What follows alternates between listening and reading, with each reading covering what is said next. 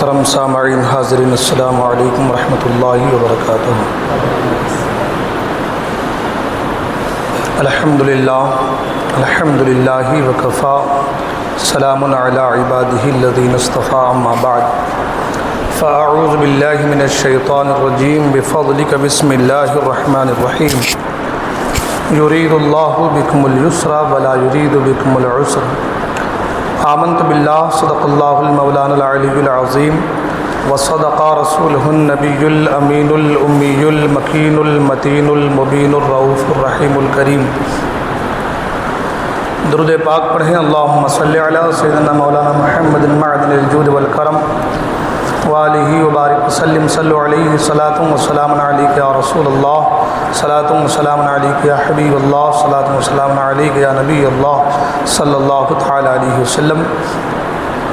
ایک کلام کے کچھ اشعار پیش کرنے کی سعادت حاصل کر رہا ہوں، توجہ کا طالب ہوں، توجہ کے ساتھ سماعت فرمائیں۔ دنیا میں کہیں کوئی بھی ایسا ہو تو بولو، دنیا میں کہیں کوئی بھی ایسا ہو تو بولو، دنیا میں کہیں کوئی بھی ایسا ہو تو بولو، دنیا میں کہیں کوئی بھی ایسا ہو تو بولو، اللہ کے محبوب کے جیسا ہو تو بولو، اللہ کے محبوب کے جیسا ہو تو بولو۔ ایک نور مجسم کے علاوہ بھی کسی کے، ایک نور مجسم کے علاوہ بھی کسی کے قدموں میں شجر چل کے جو آیا ہو تو بولو، قدموں میں شجر چل کے جو آیا ہو تو بولو، اور روئے شہ بطحا کا بیاباد میں کرنا، روئے شہ بطحا کا بیاباد میں کرنا، ان جیسا کسی اور کا طلوہ ہو تو بولو، اللہ کے محبوب کے جیسا ہو تو بولو، اور پا کر شہ خوباں کا فقط ایک اشارہ، پا کر شہ خوباں کا فقط ایک اشارہ، صحبا میں اگر شمس نہ لوٹا ہو تو بولو، اللہ کے محبوب کے جیسا ہو تو بولو، اور جیسا تھا میرے سید اختر کا جنازہ، جیسا تھا میرے سید اختر کا جنازہ، ایسا بھی جنازہ کہیں دیکھا ہو تو بولو، اللہ کے محبوب کے جیسا ہو تو بولو۔ درود پاک پڑھیں، اللہم صلی علی سیدنا و شفیعنا سندنا مولانا و ملجانا مولانا محمد معدن الجود والکرم وآلہ الکرام وابنہ الکریم بارک وسلم، صلو علیہ صلاۃ و سلام علیک یا رسول اللہ صلی اللہ تعالی علیہ وسلم۔ حضرات محترم، پچھلے جمعہ کو اعتدال کے حوالے سے کچھ باتیں میں نے آپ کے گوش گزار کی تھیں کہ دین میں اعتدال کتنا ضروری ہے، اور اعتدال میں جو پہلا پارٹس تھا عقائد کے تعلق سے، اس تعلق سے کچھ باتیں میں نے آپ کے سامنے عرض کی تھی، اور میں نے کہا تھا کہ انشاءاللہ الرحمن اگلے جمعہ کو اعمال میں اعتدال کتنا ضروری ہے، اس کے حوالے سے کچھ باتیں میں آپ کے گوش گزار کروں گا۔ حضرات محترم، قرآن و سنت اور اللہ کے رسول صلی اللہ تعالی وسلم کی سیرت سے عبادات سمیت زندگی کے تمام معاملات میں توازن سے کام لینے کی طرف رہنمائی ملتی ہے۔ اللہ کے رسول صلی اللہ تعالی وسلم نے اپنے متعدد ارشادات میں نہ صرف اس کا حکم دیا، بلکہ جہاں اعتدال سے تجاوز اور غلو کے اثرات دیکھے تو فوری طور پر اس کی گرفت فرمائی، اور سابقہ امتوں کی دین میں غلو کی وجہ سے ہلاکت کی وعیدیں سنا کر ڈرایا کہ دین کے معاملے میں افراط و تفریط کا شکار نہ ہو جانا، دین کے معاملے میں نہ گھٹانا اور نہ حد سے بڑھانا۔ دین تمہیں تعلیم یہ دیتا ہے کہ تم امت وسط ہو،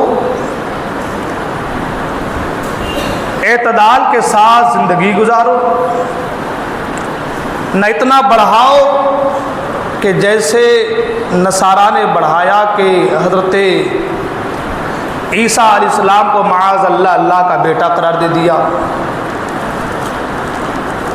اور نہ اتنا گھٹاؤ کہ جیسے یہودیوں نے تحقیر کی نبیوں کی، اور فی زمانہ وہابی لوگ تحقیر کرتے ہیں نبیوں کی۔ تو کہا کہ اتنا نہ بڑھاؤ اور نہ اتنا گھٹاؤ، ایک اعتدال کے ساتھ زندگی گزارو، اور اعتدال والی چیز اللہ تعالیٰ کو محبوب ہے، پسند ہے۔ دین بھی، دینی معاملات میں بھی اعتدال ہو، یہ اللہ کو پسند ہے۔ اللہ تبارک و تعالیٰ قرآن مجید میں ارشاد فرماتا ہے وَلَا تَعْتَدُوا إِنَّ اللَّهَ لَا يُحِبُّ الْمُعْتَدِينَ، اور حد سے نہ بڑھو کہ حد سے بڑھنے والے اللہ کو پسند نہیں۔ تو اب پتہ یہ چلا کہ ہمیں حد سے بڑھنا نہیں ہے، جتنا دین نے کہا ہے، شریعت نے جتنا کہا ہے، اللہ اور اللہ کے رسول کا جو حکم ہے اسی حکم کے مطابق زندگی گزارنی ہے، اور جو ایسا کیا وہی کامیاب ہے۔ اللہ تعالیٰ قرآن مجید میں ارشاد فرماتا ہے یرید اللہ بکم اليسر ولا یرید بکم العسر، فرمایا اللہ تم پر آسانیاں چاہتا ہے، دشواریاں نہیں چاہتا۔ اللہ تم پر آسانیاں چاہتا ہے، یعنی تمہارے معاملات میں، چاہے وہ عقائد کے معاملات ہو، اعمال کے معاملات ہو، دنیاوی معاملات ہو، ہر معاملات میں اللہ تم پر اتنا ہی وزن دیتا ہے جتنے کی تمہارے اندر سکت ہے،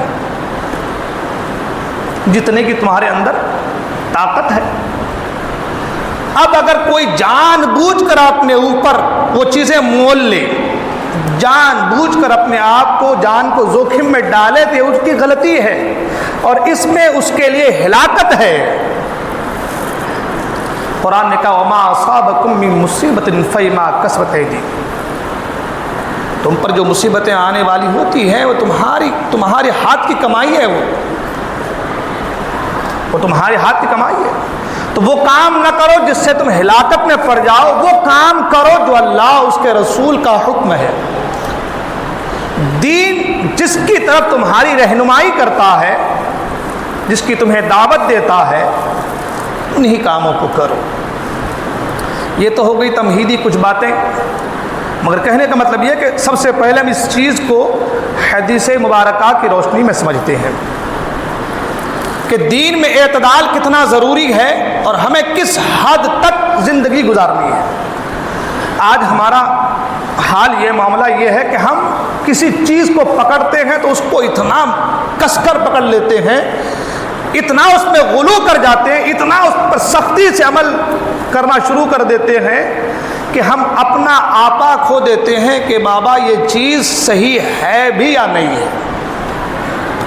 انہی باتوں کو آج، انہی اعمال کے حوالے سے کچھ باتیں آج میں آپ کے سامنے عرض کرنے کی کوشش کروں گا۔ سب سے پہلے احادیث مبارکہ کی روشنی میں کچھ باتیں۔ صحیح مسلم میں حضرت سیدہ عائشہ صدیقہ رضی اللہ تعالیٰ عنہ وہ فرماتی ہیں کہ اللہ کے رسول صلی اللہ تعالی وسلم کی بارگاہ میں تھی، اور ایک عورت جس کا نام حولہ بنت طویلد، وہ ادھر سے گزری، حضرت حولہ جب ادھر سے گزری تو حضرت عائشہ صدیقہ نے عرض کی کہ یا رسول اللہ صلی اللہ علیہ وسلم، یہی وہ عورت ہے جس کے تعلق سے لوگ یہ کہتے ہیں کہ یہ ساری رات عبادت کرتی ہے، ساری رات عبادت کرتی ہے، مطلب سوتی نہیں ہے، اللہ کی بندگی میں رات گزارتی ہے۔ اللہ کے رسول نے فرمایا کہ یہی وہ عورت ہے؟ کہا یا رسول اللہ ہاں یہی وہ عورت ہے جو ساری رات عبادت کرتی ہے۔ اللہ کے رسول صلی اللہ علیہ وسلم نے فرمایا کہ اتنا ہی کیا کرو جتنا تم آسانی سے کر سکتے ہو۔ یعنی مطلب یہ ہوا کہ ساری رات عبادت کرنا، حضرت عائشہ کیا کہہ رہی تھی یا رسول اللہ یہ ساری رات عبادت کرتے ہیں، لوگ ایسا کہہ رہے، اللہ نے فرمایا کہ اتنا ہی کیا کرو، اتنا ہی کرو جتنا تم آسانی سے کر سکتے ہو۔ اور ایک جگہ اللہ کے رسول نے فرمایا کہ اگر تم پر نیند کا غلبہ آ جائے تو سو جاؤ، نیند کا غلبہ آ جائے عبادت کو چھوڑ دو، ترک کر دو، سو جاؤ، کہیں ایسا نہ ہو کہ تم نیند کے غلبے میں دعا کر رہے تھے مگر تمہاری زبان سے تمہارے لیے بددعا نکل رہی ہو۔ پتہ یہ چلا کہ ہمیں اتنا ہی کرنا ہے جتنا آسانی سے ہم کر سکیں، ہے نا۔ ایک جگہ اللہ کے رسول صلی اللہ تعالی وسلم نے فرمایا، حضرت انس رضی اللہ تعالیٰ عنہ اس کے راوی ہیں اور صحیح مسلم شریف میں حدیث پاک ہے کہ اللہ کے رسول صلی اللہ علیہ وسلم مسجد میں تشریف لائے تو دیکھا کہ دو کھمبوں کے درمیان رسی بندھی ہوئی ہے، دو کھمبوں کے درمیان رسی۔ اللہ کے رسول نے فرمایا یہ کیا ہے؟ لوگوں نے کہا یا رسول اللہ صلی اللہ علیہ وسلم یہ حضرت زینب کی رسی ہے۔ کہا یہ کیا ہے؟ یا رسول اللہ یہ حضرت زینب کی رسی ہے۔ یا رسول اللہ حضرت زینب عبادت کرتی ہیں اور جب تھک جاتی ہیں تو رسی کے سہارے سے کھڑی ہو جاتی ہیں، کثرت عبادت کی وجہ سے، کثرت سجود کی وجہ سے، اللہ کی بندگی رات بھر کرنے کی وجہ سے تھک جاتی ہیں تو رسی کے سہارے سے کھڑی ہو جاتی ہیں۔ اللہ کے رسول نے فرمایا اسے کھول دو، رسی کو کھول دو، اور پھر اللہ کے رسول نے فرمایا اتنا ہی عمل کرو جتنا تم آسانی کے ساتھ کر سکتے ہو۔ یعنی ان احادیث مبارکہ سے یہ بات ہم کو اور آپ کو معلوم ہوئی کہ ہمیں اعمال کے معاملے میں بھی غلو نہیں کرنا ہے. ہمیں اعمال کے معاملے میں بھی غلو نہیں کرنا ہے. اتنا ہی کرنا ہے جتنا دل جمعی کے ساتھ ہم سے ہو سکے، ہے نا. اتنا ہی کرنا جتنا دل جمعی کے ساتھ ہم سے ہو سکے. اپنی جان پر بوجھ نہیں ڈالنا ہے. یہ تو صرف عبادت کی بات ہے. دنیائی معاملات میں بھی آپ دیکھیں، عبادت کے معاملات میں روزہ فرض ہے. کوئی سفر میں ہو، بیمار ہو، روزہ رکھے تو اچھی بات ہے، لیکن نہ رکھنے کی رخصت ہے. آدمی حج کو جاتا ہے، حج فرض ہے، مگر کب؟ جو صاحب استطاعت ہو، ہے نا، وہاں جا کر کے آ سکے، اپنے اہل عیال کو خرچہ دے کر کے اتنا ہو تو اس پر حج فرض، ورنہ نہیں ہے. آدمی زکوٰۃ دے رہا ہے، زکوٰۃ فرض ہے، مگر ساتھ ہی ساتھ کنڈیشن بھی ہے کہ مالک نصاب ہو، اس پیسے پر 1 سال گزر جائے، تمہارے اوپر کسی کا کوئی قرضہ نہ ہو. یہ ساری چیزیں اگر ہو رہی ہیں، یہ ساری جدا ہو رہی ہے، اب اس کے بعد تم نصاب کے حد تک پہنچ رہے ہو تو کہا تمہارے اوپر زکوٰۃ فرض ہے. آدمی وضو کر رہا ہے، ہاتھ کو دھونا ہے، پورے ہاتھ کو فرض ہے، لیکن کسی وجہ سے ہاتھ میں پٹی بندھی ہوئی ہے، زخم ہے بہت زیادہ، اگر کھولے تو زخم بڑھ جائے گا، تو حکم ہے کہ اس پر ہاتھ گلا کر کے اس کو ہاتھ پھیر لیا جائے. تو رخصت ہے کہ نہیں ہے؟ نماز کا معاملہ تو آپ دیکھ لیں، نماز کے حوالے سے بھی یہ معاملات ہیں کہ نماز میں اتنی ہی قرت اور اتنی ہی دیر تک کھڑے رہنے کا حکم ہے جتنی دیر تک کہ وہ اس کے اندر کھڑے رہنے کی سکت ہے. یہاں تک کہ اماموں کے حوالے سے فرمایا گیا کہ امام نماز میں لمبی قرت نہ کرے، کیونکہ ان کے پیچھے کمزور لوگ، بوڑھے لوگ، ضعیف لوگ کھڑے رہتے ہیں. بلکہ یہاں تک کہ حضور کی بارگاہ میں ایک شخص کے تعلق سے شکایت ہے کہ یا رسول اللہ صلی اللہ علیہ وسلم، وہ نماز پڑھاتے ہیں، بڑی لمبی نماز پڑھاتے ہیں. اللہ کے رسول نے اسے بلایا اور غضبناک ہو گئے سرکار. اور جو راوی ہے، جو روایت کر رہے ہیں، وہ فرماتے ہیں کہ اس سے پہلے میں نے حضور کو اس سے زیادہ غضبناک نہیں دیکھا تھا. سخت لال کے عالم میں حضور آ گئے اور فرمایا کہ تمہارے پیچھے ضعیف لوگ، کمزور لوگ کھڑے ہوتے ہیں، اس لیے آسانی پیدا کرو. تمہاری وجہ سے دین میں تکلیف، دوسروں کو تکلیف نہیں ہونی چاہیے. حضرت معاذ رضی اللہ عنہ کے حوالے سے کہ وہ نماز پڑھا رہے تھے، ایک آدمی اونٹ لے کر کے آ رہا تھا، دیکھا کہ جماعت کھڑی ہے تو اونٹ کو رکھ دیا، باندھ دیا اور نماز کے لیے کھڑے ہو گئے.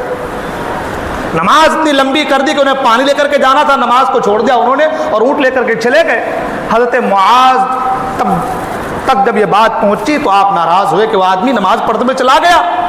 اس شخص کو پتا چلا کہ حضرت معاذ جو ہے خفا ہیں، تو وہ شخص حضور کی بارگاہ میں پہنچا اور کہا یا رسول اللہ صلی اللہ علیہ وسلم، یہ نماز اتنی لمبی پڑھاتے کہ جس کی وجہ سے مجھے تکلیف ہی مجھے نماز چھوڑ کے جانا پڑا. اللہ کے رسول صلی اللہ علیہ وسلم نے حضرت معاذ کو بلا کر کہا کہ معاذ، تمہارے پیچھے کمزور لوگ رہتے، کام کاج والے لوگ رہتے، نماز اتنی ہی پڑھاؤ کہ تمہارے پیچھے والے کو تکلیف نہ ہونے پائے. تو کہنے کا مطلب یہ ہے کہ آپ وضو کو لے لیں، نماز کو لے لیں، آپ زکوٰۃ کو لے لیں، آپ حج کو لے لیں، آپ دیگر اعمال کو لے لیں، تمام تر اعمال میں اعتدال کو رکھا گیا. اعتدال کو رکھا گیا.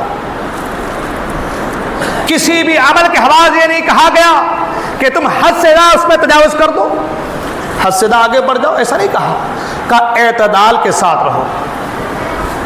اور آپ جانتے ہیں کہ ہم دنیا میں ہیں تو اللہ کی بندگی بھی ہے، یعنی حقوق اللہ بھی ہے، حقوق العباد بھی ہے نا. حقوق اللہ بھی ہے، حقوق العباد بھی ہے، دنیاوی معاملات بھی ہیں. تو ہمیں ہر ایک کو دیکھ کر کے، ہر ایک کے ساتھ ایک رویہ، ایک سلوک، ایک جیسا رویہ اختیار کر کے زندگی گزارنی ہے. حضرت ابو درداء اور حضرت سلمان فارسی دونوں کے درمیان رضی اللہ عنہ، دونوں کے درمیان اللہ کے رسول صلی اللہ علیہ وسلم نے رشتے مواخات کو قائم فرما دیا. حضرت سلمان فارسی حضرت ابو درداء کے گھر آئے تو دیکھا کہ حضرت ابو درداء کی بیوی کے بال پراگندہ، آپ نے کہا کہ تمہارا یہ حال کس حال میں تم ہو؟ وہ کہتی ہیں کیا کروں، آپ کے بھائی دنیائی معاملات میں اتنے لگے ہوئے ہیں، میں کس کے لیے زیب و زینت کروں، سجوں سوروں تو کس کے لیے سوروں۔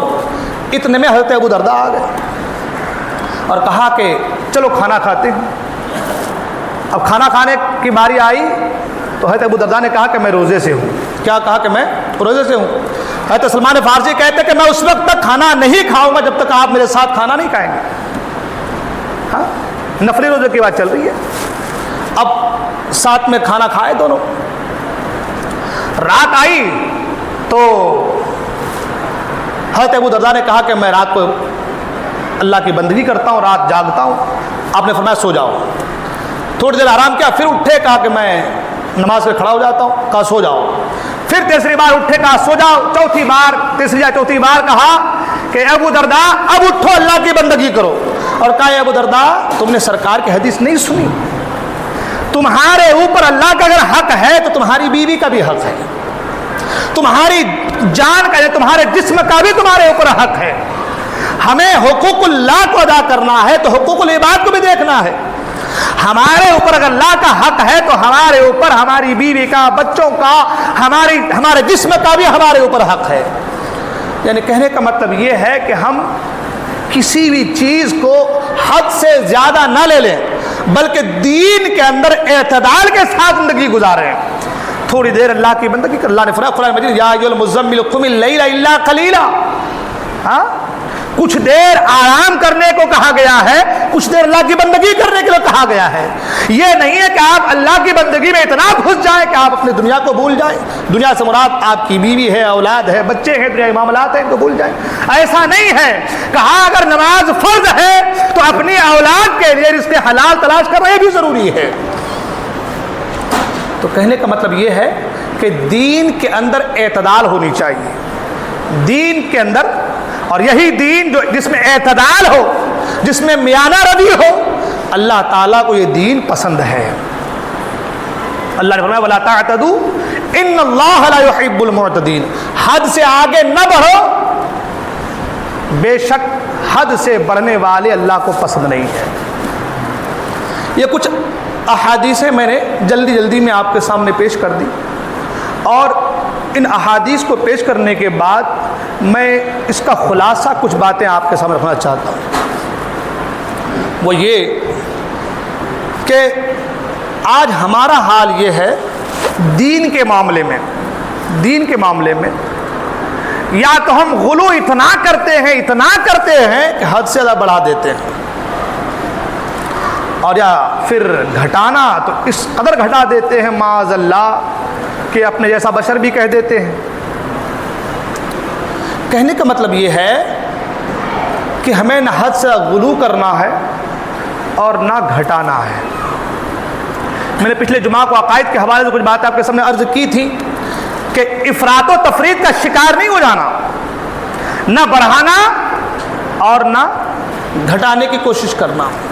پچھلے جمعہ کو عقائد کے اوپر بات ہو گئی کہ جو لوگ گھٹاتے ہیں ان کا حال کیا ہے، انشاءاللہ کچھ باتیں اور بھی ہوں گی اس کے تعلق سے۔ لیکن آج ہمارے سنی حضرات، ہمارے لوگ سنی حضرات، ہمارا حال آج یہ اللہ کی پناہ کہ آج ہم نے مستحبات کو، نوافل کو ہم نے اتنا بڑھا دیا ہے، اتنا بڑا درجہ دے دیا ہے کہ آج فرائض چھوٹتا ہے تو چھوٹے، واجبات چھوٹتے ہیں تو چھوٹے، مگر مستحبات چھوٹنے نہ پائے۔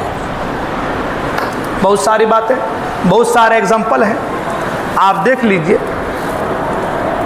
آپ کے یہاں ابھی محرم شریف کا مہینہ آ رہا ہے، پیرہن شریف دھوم دھام سے نکالا جائے گا، ہے نا؟ پیرہن شریف نکلیں گے دھوم دھام سے، پیرہن شریف دھوم دھام سے نکلے گا، مگر ہمارا اس میں طرز عمل، ہمارا اس میں حال، بزرگوں کے تعلق سے جو ہمارے عقیدے ہیں، ہم کس طریقے سے اپنے عقیدے کے حوالے سے اتنا غلو میں بہہ جاتے ہیں کہ جو چیز حرام ہے اس چیز کو بھی ہم حلال سمجھنے لگتے ہیں۔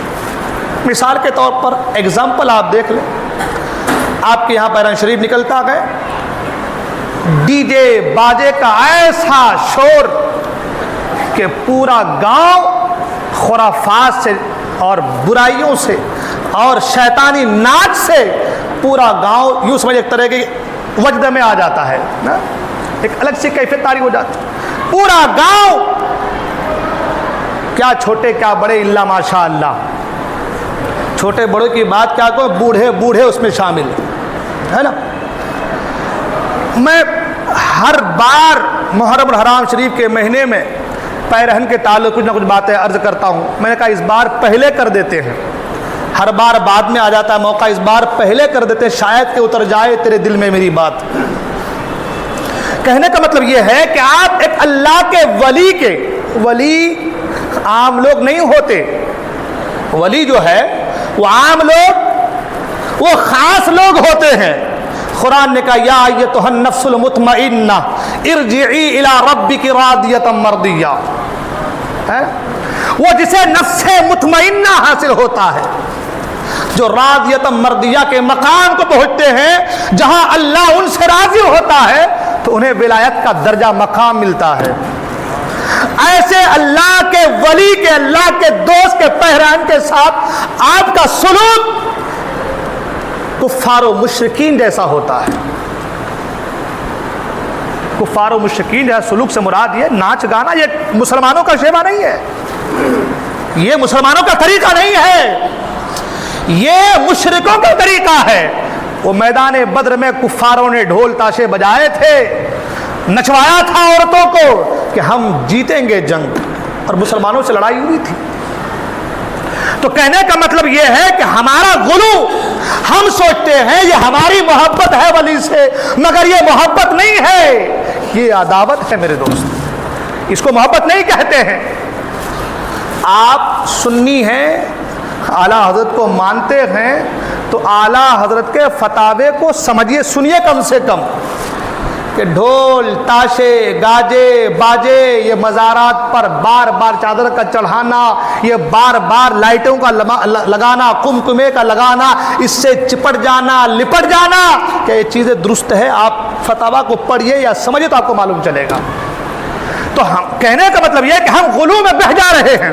ہمارا حال کیا ہے کہ ہم اس قدر بہہ جا رہے ہیں، اس قدر بہہ جا رہے ہیں کہ جو اصل دین ہے اس سے ہم ہٹ جا رہے ہیں۔ اگر آپ کو اللہ کے ولی سے محبت ہے، اللہ کے ولی سے پیار ہے، تو آپ قرآن خوانی میں صبح کو آئیے، قرآن خوانی میں ملیں گے آپ کو 100 آدمی، ڈی جے میں ناچنے والے ملیں گے آپ کو 1000 آدمی۔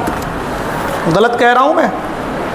ہاں، محبت دین یہ نہیں ہے کہ آپ ناچو، اگر ان سے محبت ہے تو ان کی بارگاہ میں خراج عقیدت پیش کرو۔ ہاں، پیرہن کی بڑی برکتیں ہیں، پیرہنوں کے ذریعے سے سلطنتیں فتح ہوئی ہیں، ہاں، پیرہنوں کے ذریعے سے معاملات حل ہوئے ہیں، مگر وہ لوگ جو سچی عقیدت رکھتے تھے پیرہن سے، ہمارے آپ کی طرح نہیں۔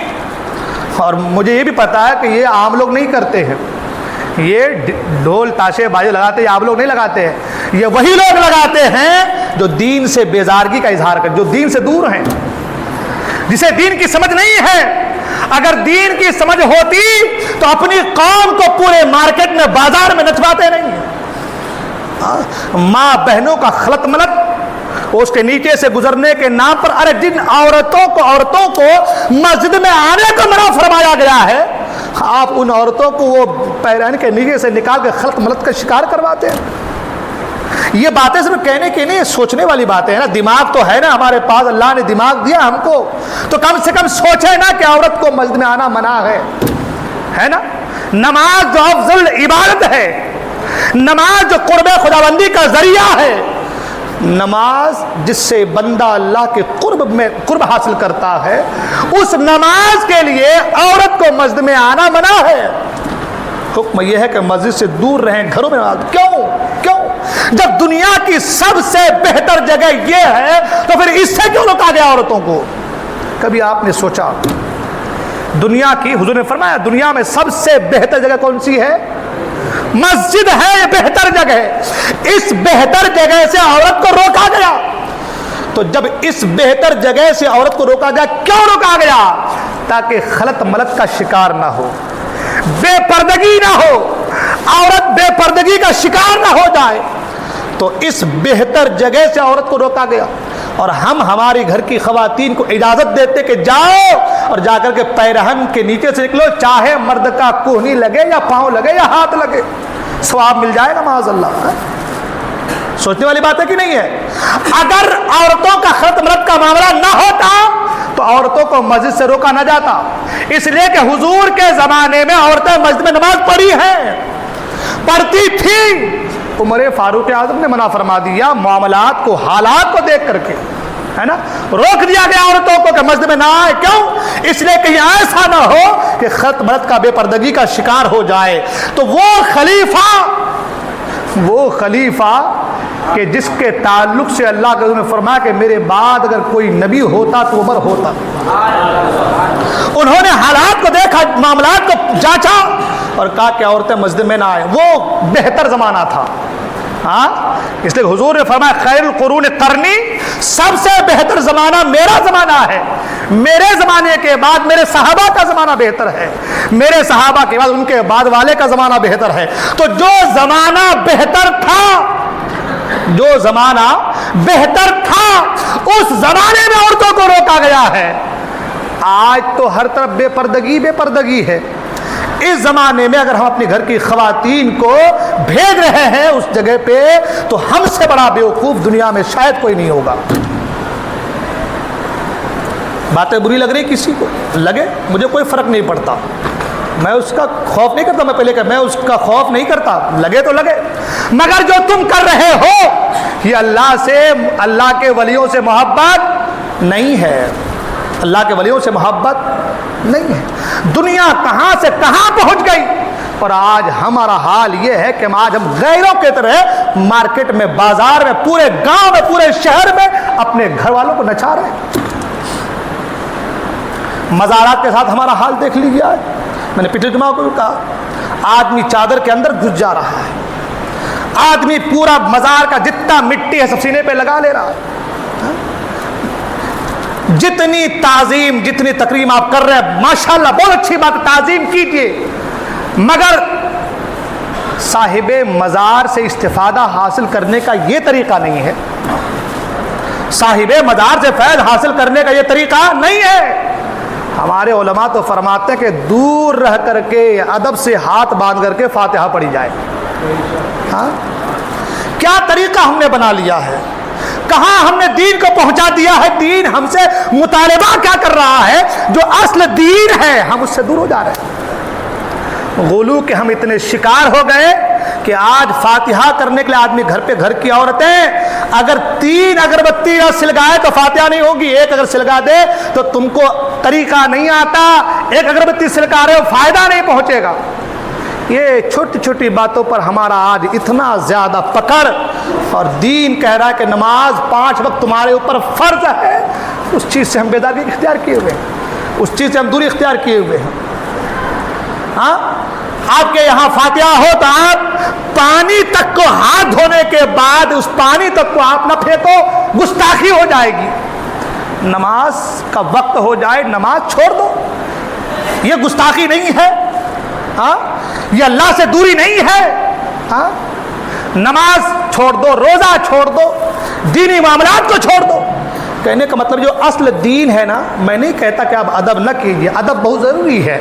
ادب گاہیس زیر آسماں از عرش نازک تر، نفس گم کردہ می آیا جنیدو با یزید جا۔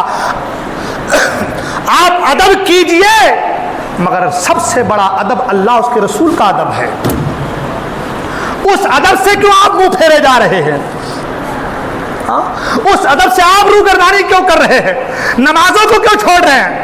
آج دیکھا جائے آدمی مزار پہ جائے گا تو پورا پلان بنا لیتا ہے مزار جانے کے لیے، نہا دھو کے سب تیار، کہاں جائے؟ نماز مزار میں جا رہے ہیں، اور مزار میں حاضری کتنی دیر کی ہوتی ہے؟ 10 منٹ کی حاضری ہو گئی، بعد میں گھومنا ہے، بعد میں انجوائے، 10 منٹ کی حاضری ہوگی بعد میں گھومنا ہے نا۔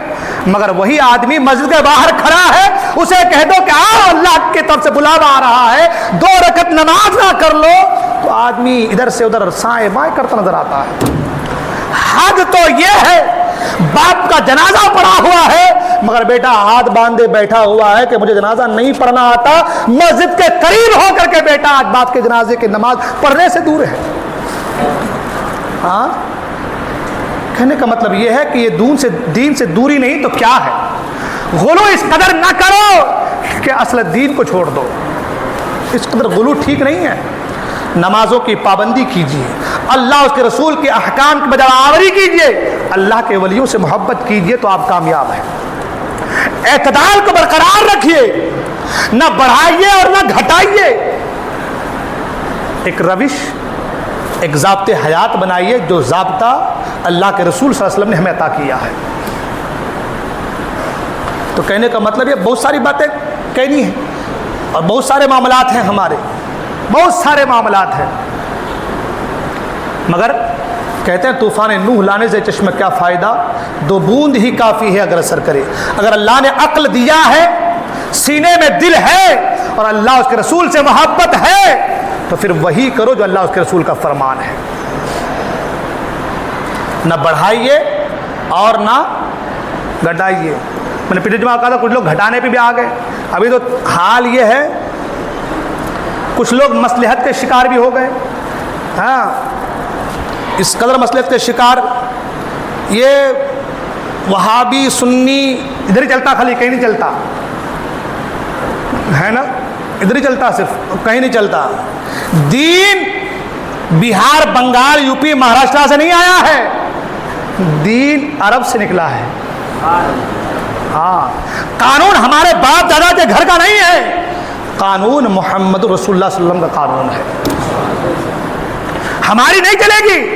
اگر تم نے وہابی کے یہاں رشتہ کر لیا تو یہ تمہاری غلطی ہے, تمہاری وجہ سے دین نہیں بدلے گا, تمہاری وجہ سے دین نہیں بدلے گا. یہ تمہاری غلطی ہے کہ تم وہ کام کرے جو کام حرام ہے. ہاں, وہ کام تم نے کیا جو کام حرام ہے, تمہاری وجہ سے دین نہیں بدلے گا. شریعت, دین اور دین کا قانون یہ اللہ اور اس کے رسول کا نافذ کردہ ہے. اس میں کسی مولوی کی بھی دخل, کسی مولوی کی بھی نہیں چلے گی. ہاں, وہی چلے گا جو اللہ اس کے رسول نے فرمایا ہے. ہاں, اس لیے تم یہ نہ کہنا کہ بھائی ہمارے یہاں نہیں چلتا, فلاں جگہ نہیں چلتا. وہ نہیں چلتا, ان کی غلطی ہے, مگر دین یہی ہے. دین یہی ہے کہ وہابیوں سے بچو, دین یہی ہے کہ ان سے نکاح نہ کرو, دین یہی ہے کہ ان کو سلام نہ کرو, دین یہی ہے کہ ان کے ہاتھ کا ذبیحہ جائز نہیں ہے. دین یہی ہے. چاہے آپ کیفر کردار تک کیوں نہ پہنچا دو کسی کو, دین یہی ہے اور دین یہی رہے گا قیامت تک. دین قیامت تک یہی رہے گا. لوگ بدلیں گے, زمانہ بدلے گا, حالات بدلیں گے, مگر دین وہی پرانا رہے گا. عقیدہ وہی پرانا رہے گا. عقیدے کے اندر کوئی رد و بدل تم بدل سکتے ہو, تمہاری اولادیں بدل سکتی ہے, مگر دین نہیں بدلے گا. دین وہی رہے گا جو دین مصطفیٰ کریم لے کر کے آئے ہیں. اور کیوں نہیں بدلے گا, کیوں نہیں بدلے گا؟ دین اتنی آسانی سے نہیں پھیلا ہے. ہاں, دین بڑی محنتوں کے بعد تم تک, ہم تک پہنچا ہے. لوگ بھی سنتے بھائی, بہت زیادہ رد بھی کرتے ہیں, بھائی ہم تمہاری بھلائی کے لیے کرتے ہیں, تم اگر دین پہ رہو گے تو میرے لیے دعائیں نکلیں گی, تم بھٹک جاؤ گے, میرا کیا بگڑے گا؟ میں آج یہاں پہ ہوں, کل چلا جاؤں گا, دوسرا کوئی آئے گا, وہ رہے گا, وہ چلا جائے گا. آپ دنیا میں ہیں, عمر جب تک ہیں, عمر ختم ہوئی دنیا سے چلے جائیں گے, دوسرے آئیں گے. ہاں, ہر ایک کو جانا ہے, ہر ایک کو جانا ہے. مجھے آپ سے کوئی فائدہ نہیں ہے یا میرے یہاں رہنے سے کوئی فائدہ نہیں ہے. ہاں, اگر دینی معاملات میں محبت کی, دینی معاملات کو برقرار استوا رکھا تو پھر فائدہ ہے نا. تو کہنے کا مطلب یہ ہے, یہ نہ کہو کہ بھائی صاحب رد کیا جا رہا ہے, ہم تمہیں سمجھانے کی کوشش کر رہے ہیں کہ راستہ بھٹک گئے ہیں, راستہ پکڑو, وہ راستہ جو صحابہ کا راستہ ہے. اور یہ میں نہیں کہتا, میں نے پچھلے بار بھی کہا, یہ طریقہ تو ہمیں صحابہ سے ملا ہے, یہ طریقہ تو ہمیں صحابہ سے ملا ہے, یہ طریقہ ہمیں تابعین سے ملا ہے. آپ بارہا سنتے آ رہے ہیں, امام حسین چاہتے تو ہاتھ دے دیتے, کچھ نہیں ہوتا, پورا ایک رعایا, ایک پورا ملک ان کے نام کر دیا جاتا. مگر کہا کہ نہیں، شریعت کو بیچا نہیں جائے گا، دین کو بیچا نہیں جائے گا، دین کے اندر کوئی تغیر، کوئی تبدیلی نہیں ہو سکتی ہے۔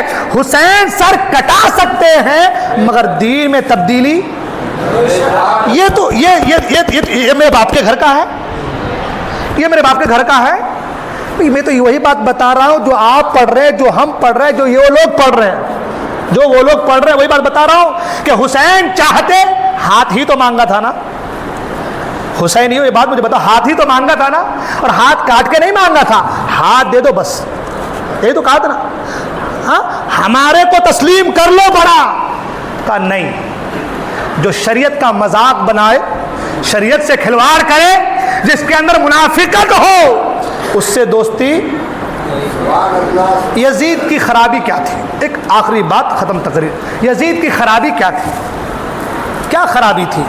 صحابی کا بیٹا تھا، ہے نا، اور صحابی بھی ایسے صحابی جنہیں کاتب وحی الہی کا لقب ملا ہے، جو قرآن کو لکھنے والے ہیں، اللہ کے کلام کو لکھنے والے ہیں، اور جو مصطفیٰ کریم کے صالح ہیں،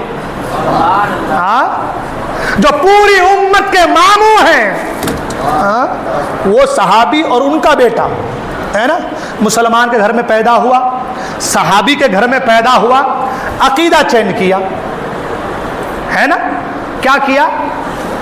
عقیدہ چینج کیا۔ عقیدہ کیا چینج کیا؟ شراب کو عام کر دیا، ہے نا، جوا، شراب، ناچ گانا، ڈھول تاشے باجے، منافقت، ماں کے ساتھ، سوتیلی ماں کے ساتھ زنا، یہ ساری چیزیں عام کر دیا۔ حسین نے کیا فرمایا؟ اب تم دین سے بیزار ہو، دین کے اندر یہ چیزیں جو تم کر رہے ہو یہ نہیں تھی، تم لانا چاہ رہے ہو، ہم ہاتھ نہیں دیں گے، جان دے دیں گے۔ اتنی بات ہے، ہم یہی تو کہہ رہے ہیں کہ بابا عقیدہ تم بدل رہے ہو تو عقیدہ مت بدلو، ہماری تم سے کوئی دشمنی، تم نے ہمارے باپ دادا کی زمین پہ قبضہ نہیں کیا ہے، عقیدہ درست کر لو، عقیدہ مضبوط کر لو۔ کہا کون سا عقیدہ؟ کہا حسین والا عقیدہ کر لو، ختم۔ اعلیٰ حضرت عقیدہ اگر بولوں گا تو بولیں گے نہیں یہ تو اعلیٰ حضرت کے فالوورز ہیں، نہیں ہے نا، یہ بولیں گے نا، حسین جیسا عقیدہ کر لو بھائی، حسین کو تو مانتے ہیں نا، حسین جیسا عقیدہ کر لو، جہاں دین میں خرابہ کرنے والے آئے ان سے رشتہ توڑ لو، ختم۔ سمپل ہے، لاجک سمپل ہے نا، جہاں دین میں خرابہ کرنے والے، تو میں نے پچھلے جمعہ کہا تھا باپ دادا فاتحہ کرتے تھے، خرابہ کرنے والے پوترے آئے ان سے رشتہ توڑ لو، ہے نا، سلام پڑھتے تھے اب یہ نہیں پڑھ رہے ان سے رشتہ توڑ لو، باپ دادا سے کوئی مطلب نہیں ہے، ان سے رشتہ توڑ لو، جو خرابی پہ اتر آئے ان سے دور بھاگو۔ ہاں بھائی، جو خرابی پہ اتر آئے، جہاں پر آپ دیکھیں کہ یہاں پر کوئی گندی چیز ہے تو آپ دور بھاگیں گے؟ نہیں بھاگیں گے، ہاں، تو ایسے ہی ان لوگوں سے دور بھاگو، ختم بات ہے، سمپل ہے۔ اور دور بھاگو گے تو کیا ہوگا؟ دور بھاگنے سے یہ ہوگا کہ تم اس کے جیسی عادتوں میں ملوث ہونے سے بچ جاؤ، تمہارا ایمان مضبوط ہو جائے گا، اور جب دنیا سے جاؤ گے قبر میں تم سے پوچھا جائے گا کہ ایمان کون سا والا ہے، تو کہو ایمان وہابی والا نہیں، صحابی والا ایمان ہے۔ اتنی بات پر عمل کر لو، زندگی کامیاب ہے، اتنی بات عمل کر لو، زندگی کامیاب ہے۔ عرض یہی کر رہا تھا، دین میں اعتدال پیدا کیجئے، نہ بڑھائیے نہ گھٹائیے، نہ افراط کا شکار نہ تفریط کا شکار، نہ غلو حد درجہ کرنا ہے، نہ نبی کو اپنے جیسا بشر کہنا۔ ایک آخری بات اور عرض کر کے وقت ہو چلا ہے، آخری بات وہ یہ جلدی میں، وہ یہ لوگ یہ بھی کہتے ہیں بھائی کیا ضرورت ہے ان کو کچھ بولنے کی، میں نے کہا میرے باپ کو کوئی اگر گالی دے میں ان سے بات نہیں کرتا، انہوں نے حضور کو گالی دی ہے، کہا کہاں ہے؟ میں نے کتابوں میں اب تک لکھا ہوا ہے، یہ کہتے ہیں کہ معاذ اللہ نبی اللہ کی بارگاہ میں چمار سے زیادہ ذلیل ہے، مطلب یہ کہ چمار کی بھی عزت ہے مگر حضور کی عزت نہیں ہے، جملہ یہی بتا رہا ہے۔ تو بتاؤ ایسے آدمی سے ہماری دوستی نہیں، بات ختم۔ اللہ ہم تمام کو عقل سلیم عطا کرے، دین کی سمجھ عطا کرے، صراط مستقیم پر صحابہ کے نقش قدم پر چلنے کی توفیق عطا فرمائے۔ بولنے کوئی غلطی کو میں توبہ کرتا ہوں، استغفر اللہ ربی من کل ذنب و توب الیہ، لا الہ الا اللہ محمد صلی اللہ علیہ وسلم۔